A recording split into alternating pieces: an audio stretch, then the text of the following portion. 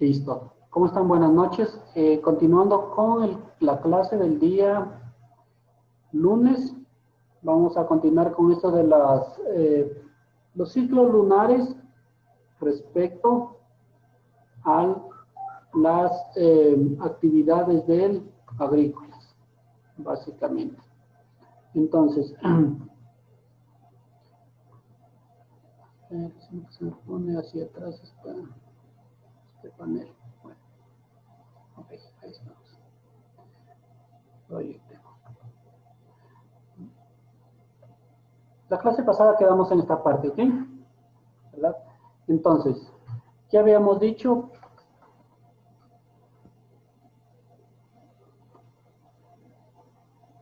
Habíamos dicho que, por ejemplo, el tema de las legumbres y todo lo que está sobre el suelo, cuando es una luna llena, ¿qué pasa? Todos los fluidos y la savia bruta y savia elaborada se subía, se quedaba en la parte de arriba. Mientras tanto que lo que era savia, mientras tanto cuando era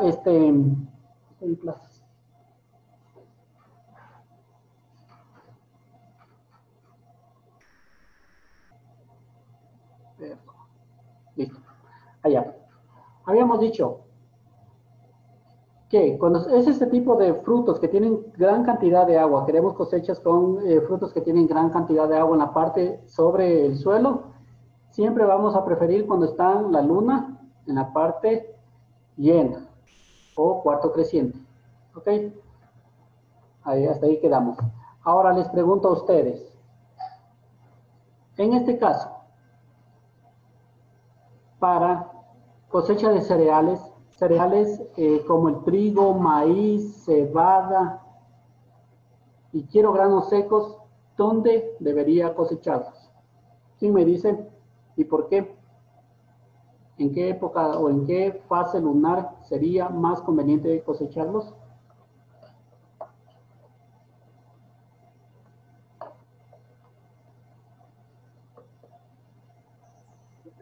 ¿Sí me están escuchando? Sería en luna llena. Ya, ¿por qué en luna llena? Por costumbre, o sea, nosotros siempre sembramos en luna llena ya como que es por costumbre, con los ancestros, con los abuelitos que nos han enseñado así. Cosecha de cereales y granos secos. Porque las aguas están abajo, la savia está abajo. Sí, eso mismo.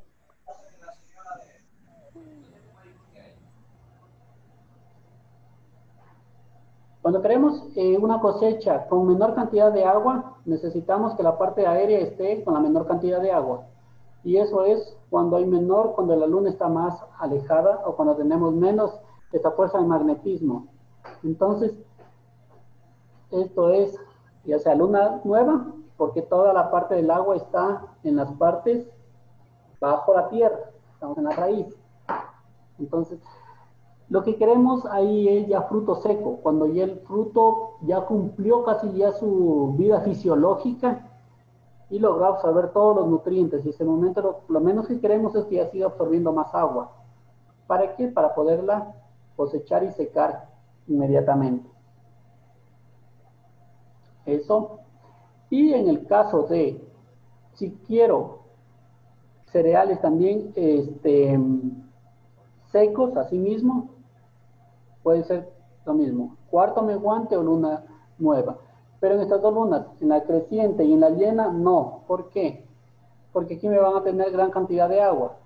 Y cuando yo quiero ya almacenar producto, ya no quiero gran cantidad de agua. ¿Ya? Esa es la principal razón.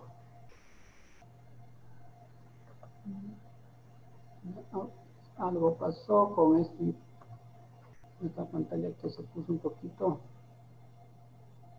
Ya, listo, sigamos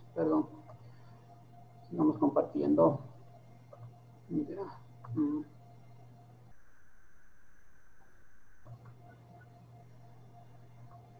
A ver, y en la siguiente, en este caso, quiero cosechar forrajes verdes. Forrajes verdes que tengan gran cantidad de agua. ¿En qué luna sería mejor? ¿En qué fase lunar, perdón? En la llana, En la llena. ¿Por qué?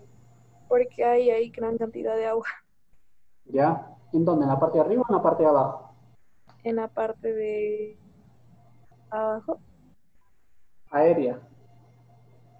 Listo. arriba. Cuando digo, forraje para ganado, básicamente voy a querer gran cantidad de agua. Ni siquiera forraje seco. Ya cuando las aguas empiezan, aguas abajo. Aquí la mayor cantidad de tracción y la mayor dinámica de agua hacia arriba. Mientras tanto, esta empieza aguas hacia abajo. Esto es para forrajes secos.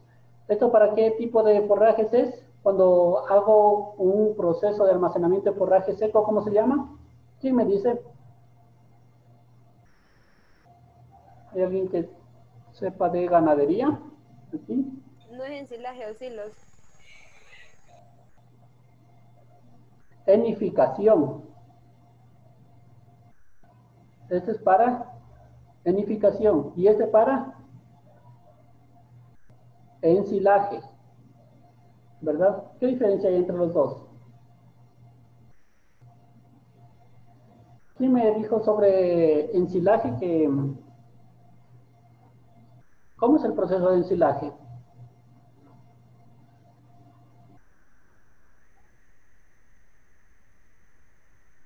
Listo. Cuando este tipo de ensilaje, bien sea ya en contenedor, sea con estas fundas que son plásticos, este tipo como de embutidos más o menos, o también con este tipo de geomembranas bastante grandes, el ensilaje es para almacenar forraje, pero húmedo. Y ese forraje para que no se haga una fermentación tóxica, lo que normalmente ¿qué hacen? Primero se lo pica lo más finamente posible y ¿con qué se lo combina? ¿Quién me dice? Se lo combina con melaza, ¿ya? Y también se le adiciona, ¿qué otras cosas más? Sales minerales. Y luego se lo guarda herméticamente, que no haya acceso de ni luz solar, ni tampoco hay acceso de aire. Y ahí se mantiene en buena calidad. En cambio, cuando es para enificación, solamente se lo seca y se lo empaca. No sé si han visto en estas películas este tipo de bloques que son secos. Es para enificación. Para cosecha de semillas y tratamiento con biofertilizantes y harina de rocas. Para cosecha de semillas, las semillas creemos que ya están secas y se sobreentiende que ya cuando es una semilla, cuando se va a cosechar semilla, ¿qué hay que hacer? En lo posible, cuando se quiere cosechar semilla, tiene que la semilla madurarse en la planta, de preferencia. Claro que también ahí hay que jugar con otros factores, por ejemplo, si estamos muy próximos a época lluviosa, puede haber el riesgo de que se nos dañe por humedecimiento. Por eso digo, lo ideal es que la semilla trate de estar la mayor cantidad madurándose en la planta. Entonces, siempre es en este tipo de luna, porque ya he absorbido. Y el tema de aplicación de biofertilizantes sobre todo. Biofertilizantes, sí conversamos que eran los biofertilizantes y harina de rocas. Sí les comenté lo de la harina de rocas o de los nutrientes que tienen las rocas. En sí, en las rocas está la mayor cantidad de nutrientes que todavía no han sido disueltos ni han sido aprovechados por ninguna planta. Porque las rocas, cuando pasan a un proceso de edafización, ahí empiezan a convertirse en suelo. O meteorización también le llaman.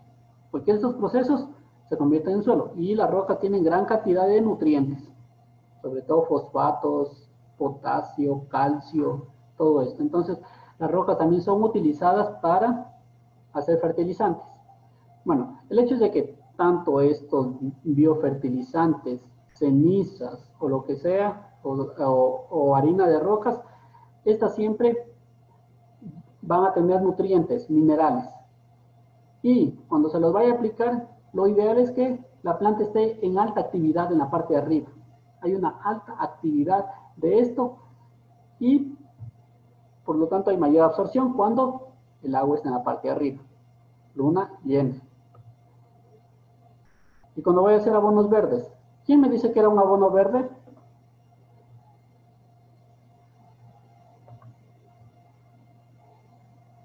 ¿Recuerdan que era un abono verde? Prendan los micrófonos. Y si alguien me recuerda qué era un abono verde.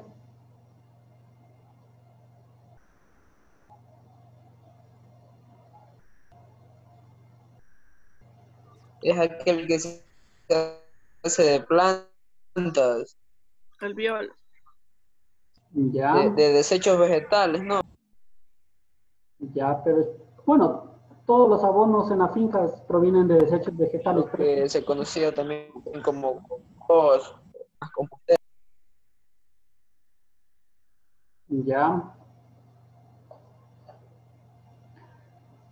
Básicamente los abonos verdes se los obtiene dejando crecer la vegetación, sean leguminosas de preferencia, porque tienen gran cantidad de nitrógeno, han absorbido. O así sean las malezas mismo. Cualquiera de estas plantas, ¿qué se hace?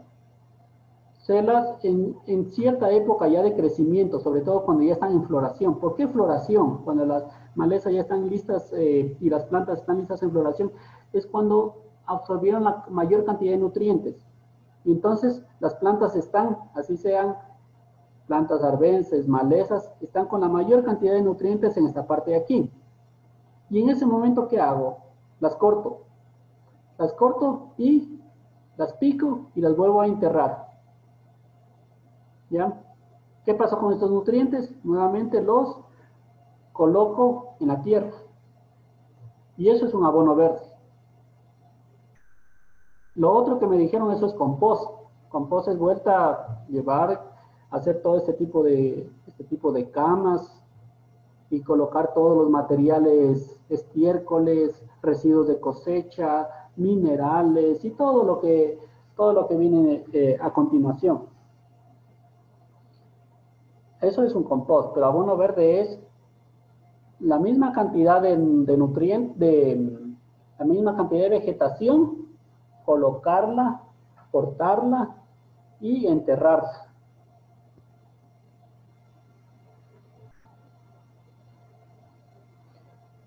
El abono verde también es una de las mayores fuentes de producción de materia orgánica, porque imagínense, normalmente las dosis para mejorar la fertilidad de los suelos oscilan entre 200 a 400 sacos de compost por hectárea. Imagínense esa cantidad. Imagínense esa cantidad de generar en cada ciclo de cultivo. Es muy elevada. Entonces, a través de esa técnica, incorporamos la misma cantidad de materia orgánica. Incorporamos toneladas también de materia orgánica. Lo que se hace se la corta y otra vez se la incorpora. No solo esto, cuando son herbáceas, pero cuando hablamos de sistemas agroforestales, tenemos poda de árboles, porque en algún momento los árboles hay que empezarlos a podar o si no se cubren toda la copa y no nos dejan ingreso de luz para el resto de cultivos. Poda de arbustos, asimismo, toda esa vegetación es una gran cantidad de biomasa que al fin y al cabo la vamos a convertir ¿en qué? En abono para plantas. Y ahí ya no necesitaríamos estar hablando de colocar 200 quintales, nos tocaría colocar la mitad, la tercera parte, una menor cantidad, porque lo otro ya compensamos con este tipo de abonos verdes. Hasta tal límite que logremos que en el suelo tengamos, ¿qué porcentaje era de materia orgánica la ideal en el suelo? Si alguien me recuerda.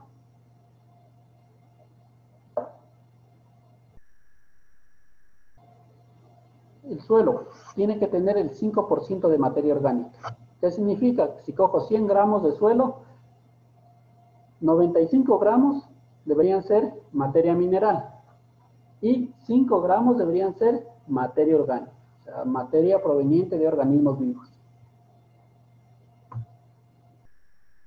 Aplicación de abonos orgánicos.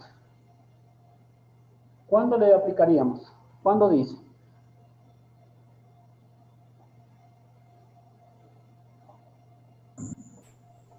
Cuando el, ¿cómo es?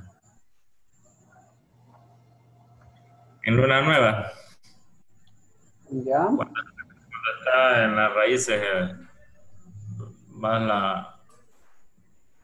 la savia, ¿no? ¿Por qué?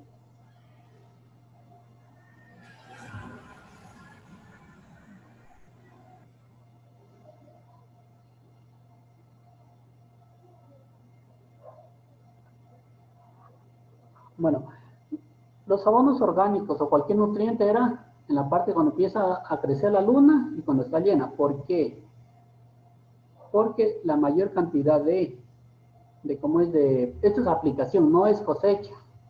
Cuando queremos cosecha, queremos que mayor cantidad, si son tubérculos, si son cosechas que los frutos están en la parte de acá abajo, ahí vemos que haya mayor acumulación de nutrientes aquí, en la luna nueva o un cuarto menguante, pero ya cuando es llena, queremos que la mayor cantidad de nutrientes estén acá para nosotros poder cosechar. Pero eso cuando es cosecha, pero esto es aplicación, es diferente. Queremos que haya mayor actividad de fotosíntesis, y cuando hay mayor cantidad de luz en este tipo de lunas, ahí es lo que la planta empieza a tener mayor metabolismo, mayor actividad metabólica. Y por lo tanto, empieza a absorber mayor cantidad de nutrientes. Entonces, por eso se coloca aquí. Y también ¿cómo se llama? Aplicación para cultivos, en cambio, que son ya de raíces, que son profundas, árboles sobre todo, ahí sí le colocan en la luna, ya cuando empieza a decrecer. ¿Por qué? Porque la mayor cantidad del agua está en la parte de abajo y queremos que el abono penetre a capas muy profundas. Ese pequeño detalle era para el tema de aplicación. Y esto era todo lo que tenía que compartirles sobre la incidencia de los ciclos lunares en las actividades agrícolas. De hecho, influyen, pero tampoco vamos a decir que pueden hacerse otras actividades. Sí hay como hacerse otras actividades, pero no van a tener los mismos resultados. No sé si tienen alguna consulta al respecto antes de pasar a algo que quería comentarles, porque como tendrán conocimiento, este módulo o este curso termina el día de mañana. Entonces quería coordinar con ustedes cómo vamos a hacer el tema del autoinstruccional para las fechas y más que todo para que podamos exponer tranquilamente todos. Tenemos 20 minutos, sí, 18 minutos, ok. Eso. Mañana está planificada una clase de 7 a 8, porque hoy día hemos de terminar ya culminar los contenidos que teníamos previstos.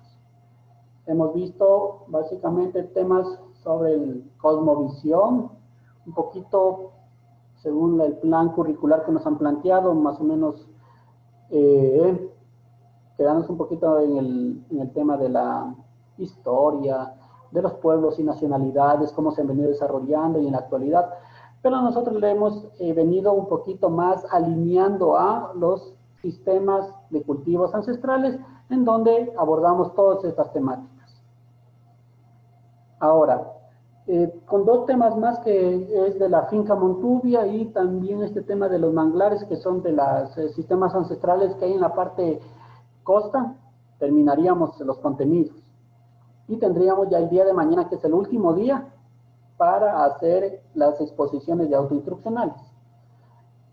Ahora, pregunto, voluntariamente, para mañana la mitad al menos del listado que están, voluntariamente alguien quiere iniciar con las exposiciones de los autoinstruccionales para el día de mañana, y la otra mitad quedaría para el día sábado, o en caso de sí, entre hoy y mañana vamos a terminar las exposiciones de autoinstruccionales. Entonces, si hay alguien voluntario para anotarlo, o si no, veremos qué otra alternativa para poder exponer les doy. ¿Los escucho?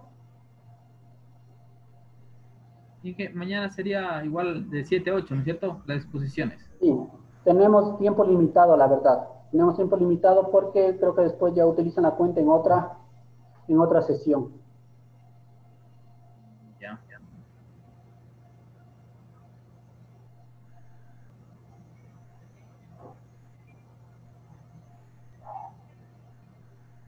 ¿Hay voluntarios? ¿O hacemos dedocráticamente? Listo. Ya. Entonces, Gracias, creo, Inge. ¿eso mejor? Ya. Voy a hacer por orden de lista, pero desde los últimos, que van a ser los 6 primeros, los 6 últimos, y después con los 5 primeros. ¿Ok? Mañana entonces tomen nota. ¿Quiénes van a? Estamos viernes 10. Viernes 10. Exposición. Viernes 10 quedaría para... Iniciaría la presentación Gary Zambrano, luego Edgar Pesantes, a continuación Luis Darío Muñoz, siguiente Elian Merchan, 1, 2, 3, 4, 5, 6, ya. Siguiente Lady Lucero, y terminaríamos con Andrés Loza. Ya. Entonces, en lo posible, también voy a calificar qué material utilizan para presentar. No se prolonguen tanto, yo diría exagerando unas 5 diapositivas, exagerando. De ahí ideal de 3 a 5 estarían muy bien. ¿Ok? Para el tema de optimizar el tiempo. Y más que todo para ver el poder de síntesis que tienen cada uno de ustedes. Eso por una parte, de 3 a 5, y máximo 5 minutos ideal, hasta 10 minutos podrían extenderse las exposiciones. Y para el viernes, para el sábado 11, quedarían en este orden: Nicola Wall,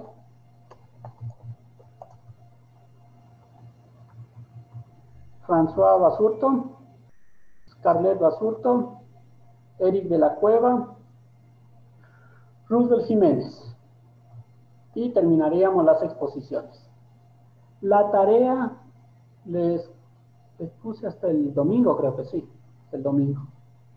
Y también la evaluación quedaría para el domingo. Creo que les había puesto para mañana la evaluación, pero mejor dejémosle para el domingo.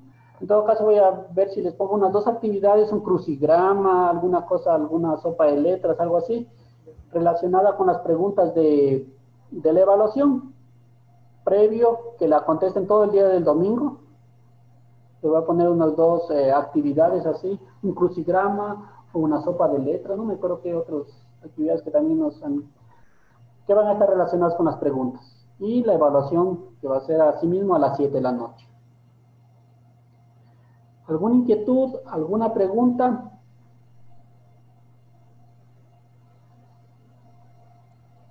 Ya, listo. Ok, a continuación vamos a continuar con nuestros sistemas ancestrales. Yo creo que hoy día vamos a terminar. Ya. ¿Dónde lo tenía?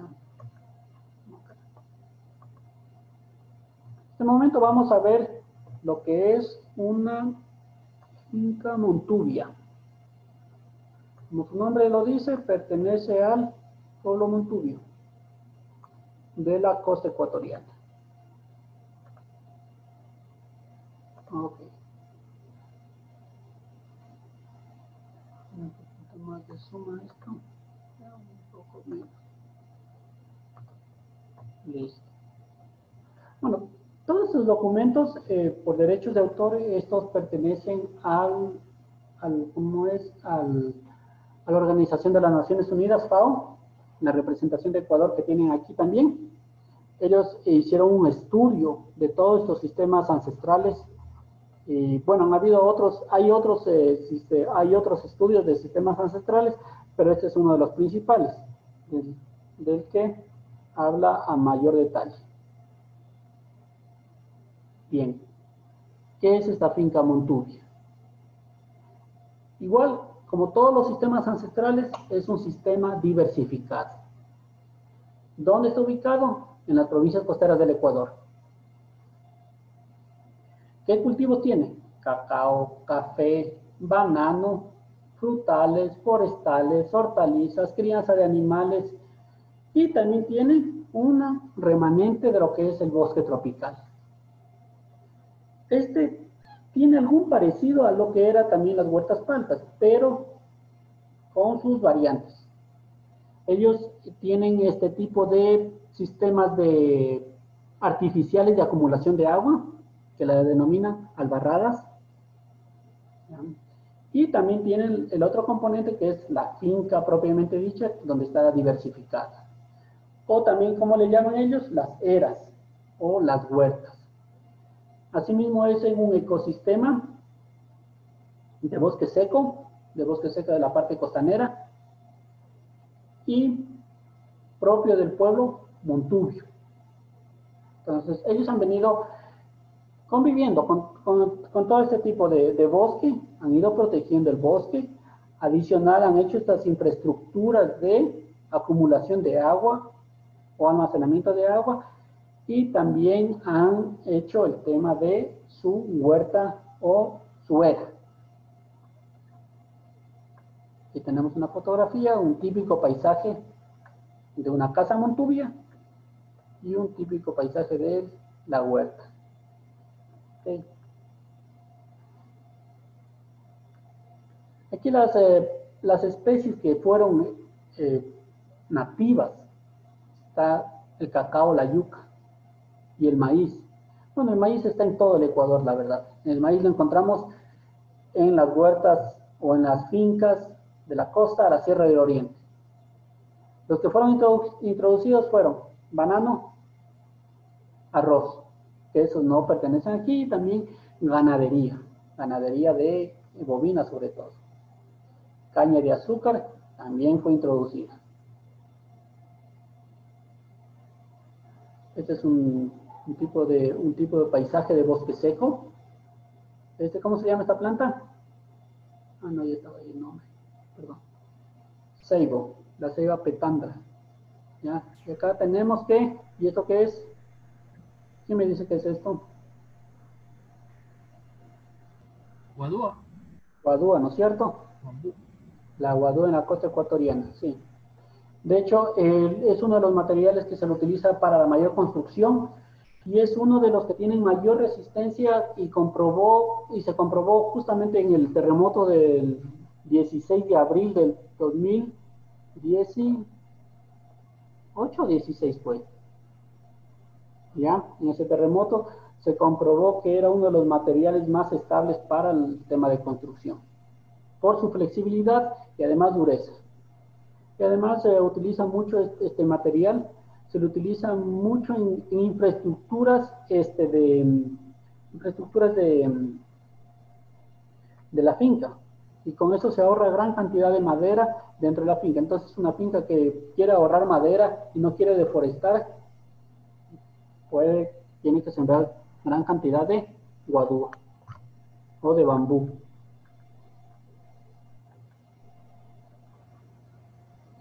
Uno de los problemas que afrontan este tipo de sistemas agrícolas, ¿cuál es? El estar cerca a los centros urbanos, y al estar cerca, ¿a dónde? A las fincas convencionales. ¿Por qué? Porque ellos están afectados, tentados por el uso de agroquímicos, y también por este tema de que el uso del suelo para fines de urbanización. ¿Ya? Esto es muy, muy complicado para ellos. Y sobre todo, actualmente tiene gran cantidad de monocultivos, que siempre le van restando diversificación a este tipo de fincas. ¿Ya? ¿Quiénes son los montubios? Los montubios son una etnia, un mestizaje, un tipo de mestizaje de indígenas, negros, blancos, todos ellos, que dieron por resultado este grupo étnico de montubios. Claro, en sus particularidades, sus múltiples manifestaciones artísticas, culturales, que lo expresan en bailes, danzas, música, ¿ya? Este tipo de música contrapunto, el rodeo montubio, bueno, es una práctica de rodeo, el tema de su vestimenta, sus vocablos. Bien. ¿Qué más teníamos por acá? Hablemos de la biodiversidad. O sea, no solamente los montubios están en la parte costanera, también están abarcando otras provincias, por ejemplo, de la costa, pues, Guaya, los ríos Manabí, El Oro y sur de Esmeralda, pero también se han desplazado hacia otras provincias como Bolívar, Chimborazo, Azuay, Loja, todo este sector, que se han dispersado y van llevando consigo estos rasgos de producción de su finca hacia esos sectores. Aquí José de la Cuadra describe, así lo describe al montubio. Su color va de moreno, oscuro, casi morado, al amarillo mate. Ello depende de la mayor o menor cantidad de sangre negra que haya mezclado con India. Bueno, así escrito. Como jinete montubio es excelente. El machete es su habilidad, haciéndose movible, escudo de poncho, juega con su fluido instrumento de un modo maravilloso. Él es una persona muy ágil trepando árboles. La mujer montubio es de menor estatura que el varón, es de rostro impasible, pero sus factores son agraciadas, su cuerpo tiene particular hermosura. Se dice un poco más de poetas. Ya, vamos viendo este sistema que ellos hacían de acumulación de agua. Esta es una adaptación tecnológica que hace uso para enfrentar el tema del clima costanero. Ya, en el libro de las comunas y comunidades con sistema de albarradas de Silvia Álvarez, dice que las albarradas, ¿qué son? Son sistemas tecnológicos de origen prehispánicos, pensados para racionalizar el aprovechamiento del agua en las temporadas de lluvia. A diferencia de sistemas modernos, estos demuestran su mejor adecuación a la variabilidad climática regional. Así, las albarradas son este tipo de... son el resultado de un desarrollo tecnológico de ellos en el bosque seco, donde ellos almacenaban gran cantidad de agua. Algunos estiman que esto venían practicando esta agricultura desde 3.800 años atrás. Bueno, actualmente ya hay más una mezcla de la tecnología actual con la tecnología ancestral y hay un tipo de este tipo de albarradas ya más modernas. En todo caso, han quedado construidas a lo largo de todas las comunidades de los pueblos montubios. Que una las utilizaban ¿para qué? Para proveer de agua para los cultivos. Y lo otro, que las utilizaban para dar de beber a los animales.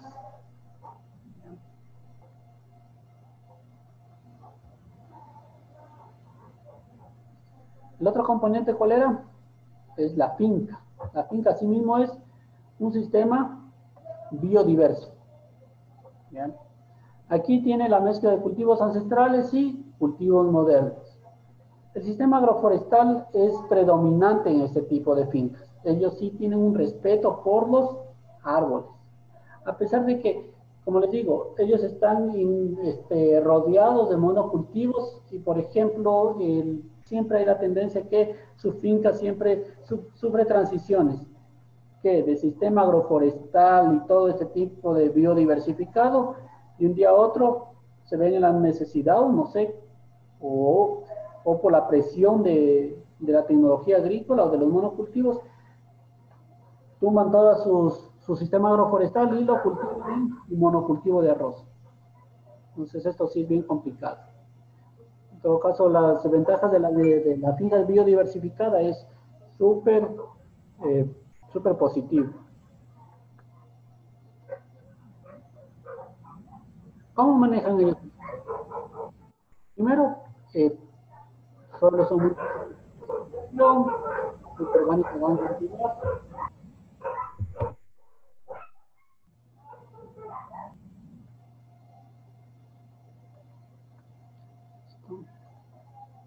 ¿Ya? La base de la fertilidad en la finca tradicional Montubi está en los ciclos de rotación, de regeneración natural, incorporación de desecho vegetal. La inclusión de abonos animales es menos recurrente, poco utilizan ellos. Pero últimamente ha estado cobrando más importancia. Aquí la importancia es que este sistema utiliza gran cantidad de plantas y como resultado es que tienen todo el suelo cubierto de vegetación. Por lo tanto, el tema de control de malezas es muy bajo. Por aquí teníamos un recuento de qué plantas nomás tienen ellos. Es muy biodiversa esta finca.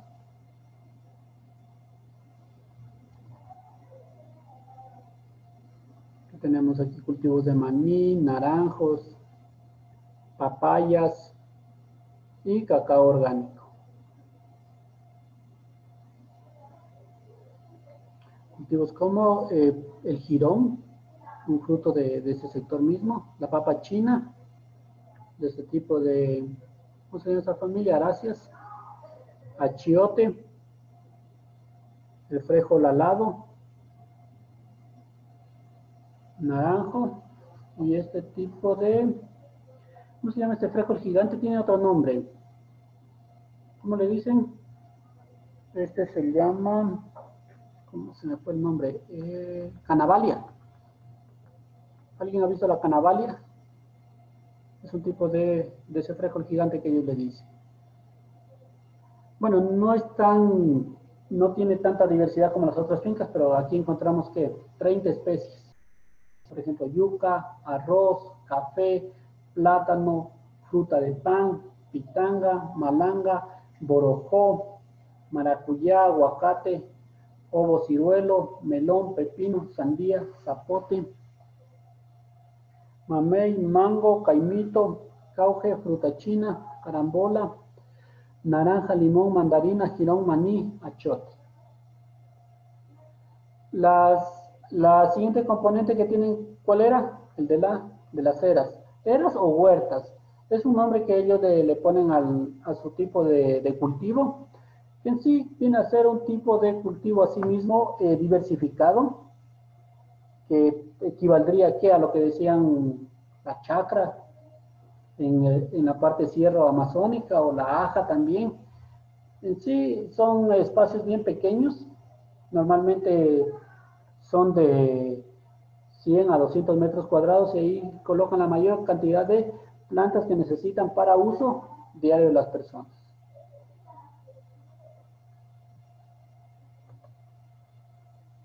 ¿Qué más tenemos aquí? Estos son los sistemas productivos que tienen, la diversificación. Y aquí tenemos las albarradas, que son estos humedales que son artificiales. Aquí tenía una foto de una albarrada. Pero en sí consisten en qué? Ellos le ponen siembra de agua, sin embargo es cosecha de agua, ¿ya? Y luego también tienen todo este sistema hídrico de canales, aunque las pendientes son un poco menos pronunciadas que en la parte de serranía que habíamos visto. Entonces ahí la precisión y la tecnología para hacer este tipo de canales es un poquito más minuciosa.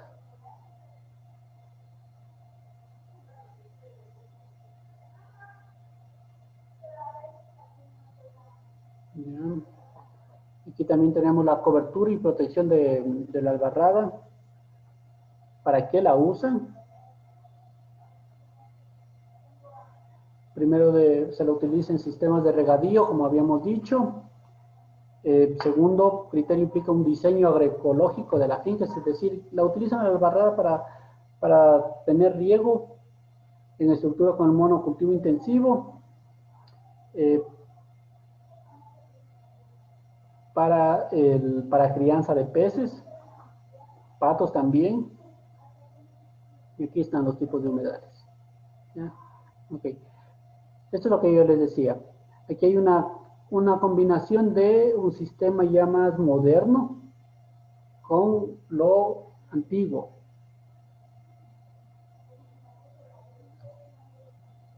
La albarrada en sí es algún sistema más parecido a un sistema pantanoso, lo que lo describen, porque ahí existen plantas adaptadas a este tipo de humedales, sin embargo dan cubierta para que el sol no llegue directamente a este tipo de agua, o este tipo de reserva, y puedan ellos almacenarla por mayor tiempo. Aquí están todos los usos que le dan a la albarrada. Y también lo que les digo, este tipo de canales. Como son suelos un poco más planos que en la parte de la sierra, ahí la tecnología tiene que ser un poquito más específica y más de precisión para ir llevando el agua hacia el resto de la finca. Todas estas siempre son colocadas en las partes superiores, donde almacenan durante las épocas lluviosas, almacenan este tipo de agua.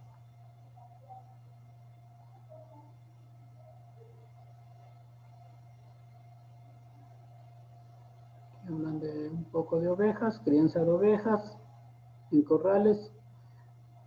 En sí, es un tema diversificado. Bueno, hasta aquí nomás es lo que teníamos sobre el tema de la finca Montubia. Estas, en cambio, son las prácticas solidarias que ellos practican.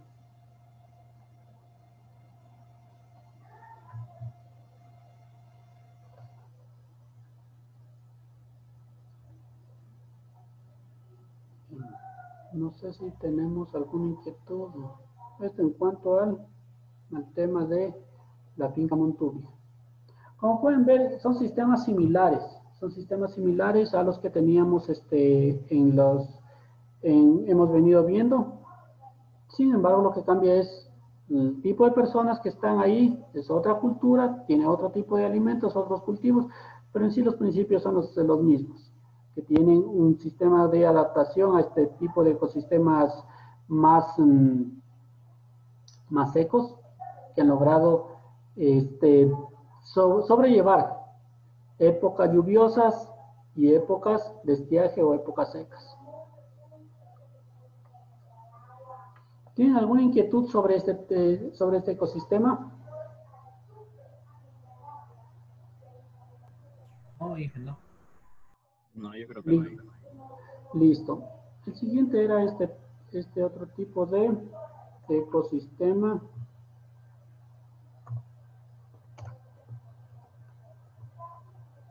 El ecosistema del manglar.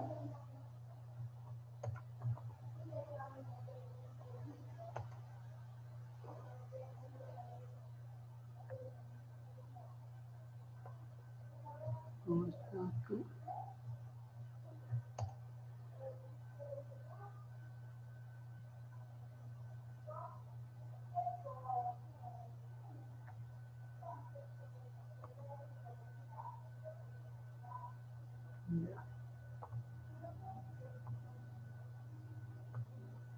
Hacemos este ecosistema del manglar.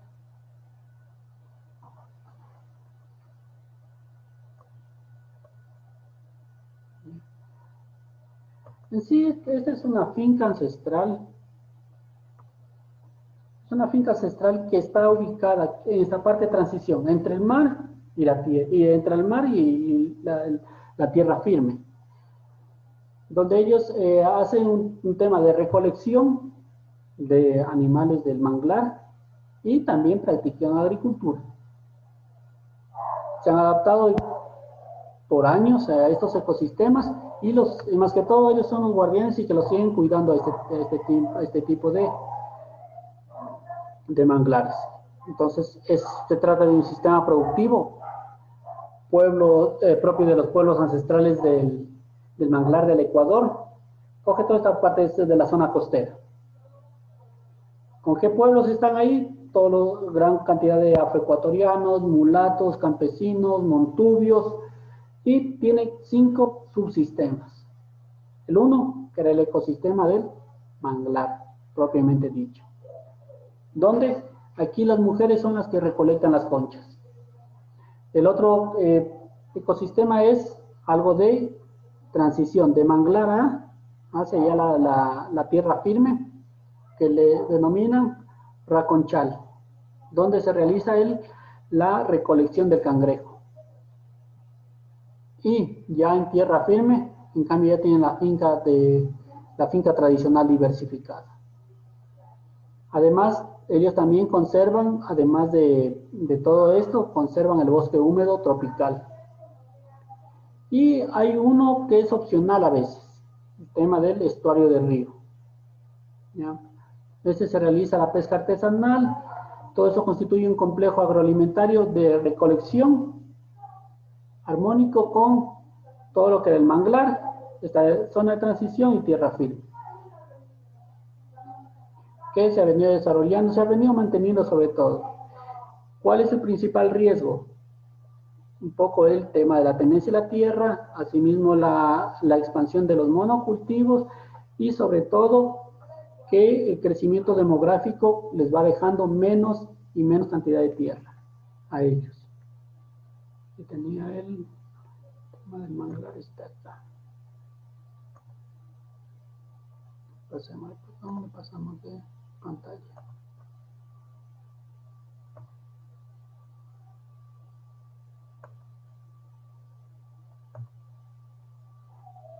Ya, aquí estamos viendo, ¿verdad? Pueblo del manglar. Ya. Ellos se consideran así porque desde su identidad cultural, su racionalidad social y económica está vinculada trascendentalmente con ellos. Ocupan las zonas costaneras de la franja marina y estuarios de río. Principalmente componen afroecuatorianos, mulatos, campesinos de identidad montubia. Aquí están describiendo las 5 componentes que dijimos. Aquí está nuevamente la fotografía de lo que es un manglar, estas especies que resisten gran cantidad de salinidad, y aquí encontramos una gran cantidad de biodiversidad. ¿Ya? Aquí ellos están, ven cómo se da la cosecha de las conchas, ¿sí ven?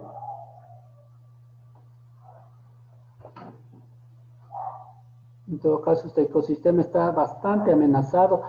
Otro factor que también ha amenazado gran cantidad de estos manglares, ¿cuál es? La expansión de las camaroneras, que también ha tenido mucho impacto negativo. La historia del pueblo de manglar se vincula profundamente con la historia de los pueblos afroecuatorianos, ¿ya? Que viene desde la ocupación española. Por ejemplo, según la información publicada por la Corporación de Desarrollo Afroecuatoriano, en 1534, en la ocupación de Quito, ya 2 ancestros africanos hacían parte de esos colonizadores, y en la historia los identifica como Atón y Juan de Salinas.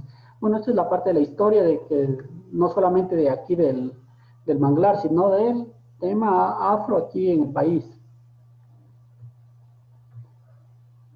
Tema de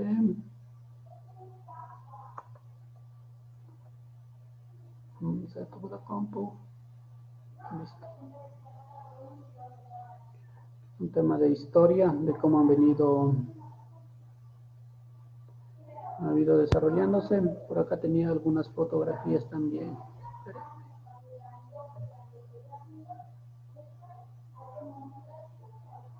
Aquí están los 5 componentes, que era el ecosistema del manglar, el de transición, la finca tradicional, el bosque tropical húmedo y el estuario de pesca artesanal. Listo.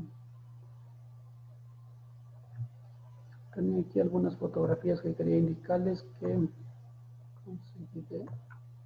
del manglar.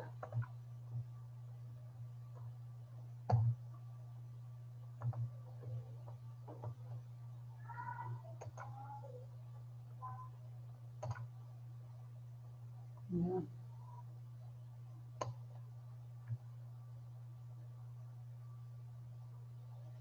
Vamos.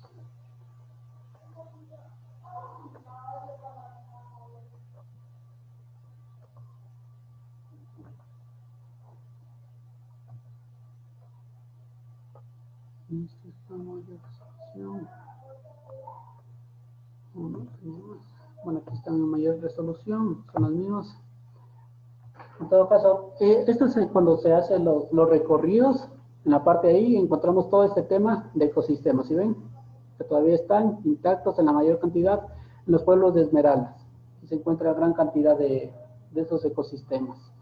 Donde ellos sí conservan gran cantidad de este bosque nativo. Una comunidad. Este es el sector de Esmeraldas. Asimismo es. Y parte hacia atrás ya están ubicadas las fincas. Asimismo ellos tienen una gran cantidad de biodiversidad. Más que todo aquí hay una mezcla bastante grande de cultivos. De toda esta región tropical que va desde especies arbustivas, cultivos y arbóreas. No tienen cultivos específicos ellos, la verdad. Tienen así la misma cantidad de cacao, café, banano. Son la misma diversidad que hay en toda esta región costanera. No hay algo que le distinga exactamente, sino que lo que los caracteriza a ellos es que además de tener su finca, hacen también la pesca, la recolección de concha y la recolección de cangrejo, y ese es su modo de vida. Entonces, en sí, este es el tipo de forma de vida o forma agrícola que ellos mantienen. Es el dichoso, ¿cómo se le dicen este? El jackfruit. Jackfruit. El jackfruit. Jackfruit. Eso. Estas son otras fotografías de cómo son las fincas biodiversificadas. Como se pueden dar cuenta, hacen algo como una simulación del mismo bosque y ahí mismo insertan sus cultivos. Eso en cuanto a los pueblos del manglar. Veamos quién más tiene por aquí.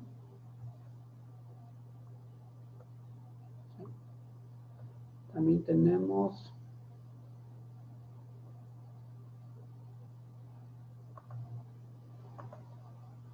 a ver, también tenía aquí de los requerimientos de la finca Montubia, esto yo. Y aquí tengo más de la finca Montubia. Sí, esto quería indicarles.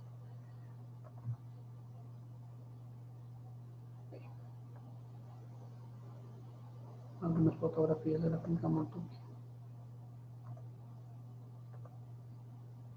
Muy bien. Sí. Son ecosistemas similares, como pueden ver, sino que este sí ven que es un ecosistema más de bosque seco. El tema del manglar viene de un ecosistema más de bosque húmedo, tropical. Este ya es la parte Manabí, la parte de donde están asentados. Se trata de un bosque más seco. Principal producto, ¿qué? Cacao. ¿Qué es esto? Es pimienta. O frijol. Ya. Una construcción del sector. Aquí tenemos un cultivo de café.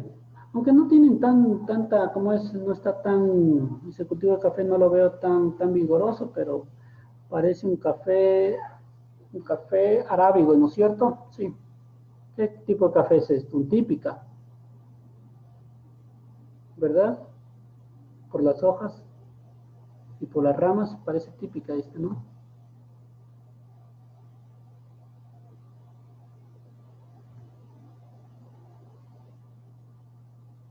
Aquí están las albarradas con la crianza de patos y siempre todo esto cubierto. Acá tenemos papachino o malanga es esto. No sé qué es, no se la ve muy bien. Y ellos almacenan el agua en este sector. Crianza de peces y patos.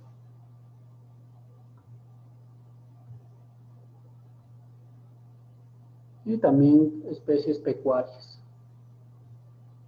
Sí, esto es así, una característica de una finca, en cambio, esta es finca Montuqui. Muy bien, veamos, también veamos de qué otra finca tenía, déjenme ver. Ah, cierto, de la Shuar también teníamos. Esa nos faltó, pero bueno, la Shuar viene a ser algo similar a lo que es la chacra amazónica.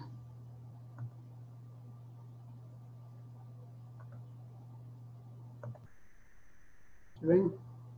En cambio, estos son ya productos amazónicos. ¿Ya?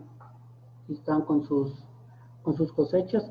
La mayor cantidad de estos sistemas productivos son para autoabastecimiento. Su tipo de maíz, turcilla. Ese tipo de maíz es el que a ellos les está tan adaptado a estos suelos tan pobres, ácidos y baja fertilidad. No solamente utilizan para la alimentación, sino que también para fibras vegetales, para artesanías que ellos utilizan mucho, para cargar gran cantidad de alimentos. Sí, aquí tenemos un ecosistema de una aja shuar. Esto es Morona Santiago. Y podemos ver aquí que tenemos aquí. Esta es una hierba luisa gigante, ¿verdad? Que lo utilizan para cualquier cantidad de sus bebidas, sobre todo.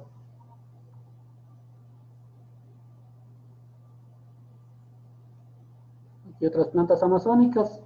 Como dijimos, ellos tienen cerca de 150 especies y cada uno sabe para qué es cada una de estas especies. Cada una tiene su razón de estar ahí. No solamente era para alimentación de ellos, era también para alimentación de ¿quiénes? De los animales, que ellos también los volvían a cazar. Aquí tenemos otro tipo de frutas que desconozco, aquí no sé, poco sé de biodiversidad de la Amazonía. No lo ubico esta especie. Este tipo de hormigas. ¿Alguien ha visto alguna vez este tipo de hormigas? Este tipo de hormigas, ellos verán que consumen gran cantidad de insectos. Y estas hormigas les cortan la cabeza y se les comen esto y las tuestan. Les dicen las culonas, porque es bien ensanchada la parte de atrás. Y es plato típico de ellos. Así es como ellos van cargando sus cosechas, sus cosas, y así es la forma como adaptan sus canastas para transportarse dentro de la finca, llevar a las ferias, a los mercados, y esta es su vestimenta típica.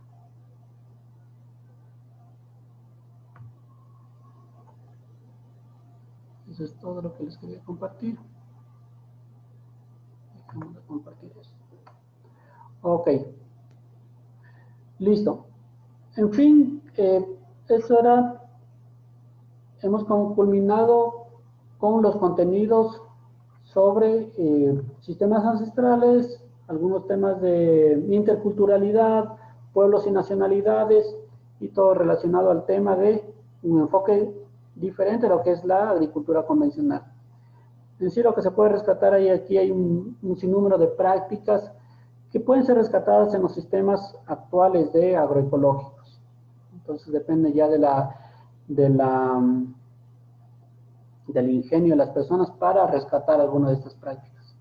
Que como resultado han dado que primero se han mantenido durante los años y han dado la alimentación y sustento a las personas que los han venido practicando. ¿Alguna inquietud?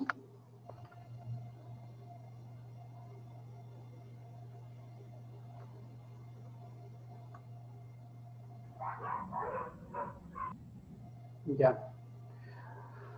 Ok. Listo, entonces. Entonces, para ratificar que mañana, por favor, van a presentar, bueno, ya les pongo el chat mejor. Con el chat quienes van a exponer mañana y quienes van a exponer el día sábado. Y con eso estaríamos ya cerrando el tema de los autoinstruccionales. Sí les indiqué que la exposición tenía un puntaje de 3 puntos, 2 puntos de exposición, 1 de material. Y el documento en sí que enviaron tenía un puntaje 7. Eso, jóvenes, señoritas, entonces nos vemos hasta mañana. Hasta luego, tengan una linda noche. Hasta luego, hasta luego. Hasta luego. Con todos.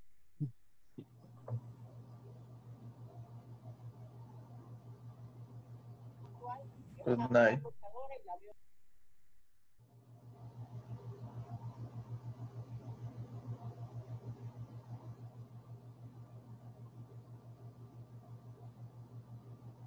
Ya, Chencho, ya.